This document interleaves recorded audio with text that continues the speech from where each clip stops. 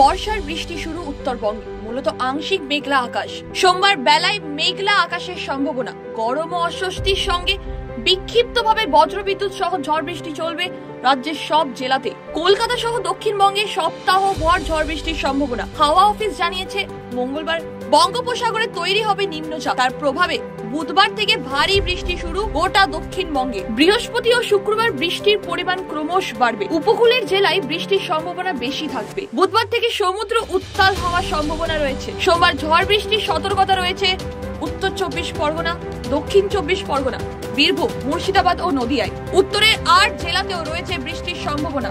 অন্যদিকে ঝড় বৃষ্টিতে বিপর্যস্ত রাজধানী দিল্লি। মৌসুমী বায়ুর অনুকূল পরিবেশ।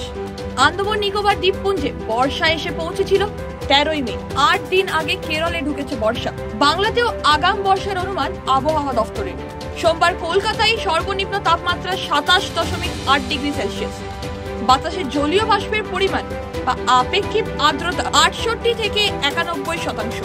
আগামী 24 ঘন্টায় শহরের তাপমাত্রা থাকবে 27 ডিগ্রি থেকে 32 ডিগ্রি সেলসিয়াসের মধ্যে।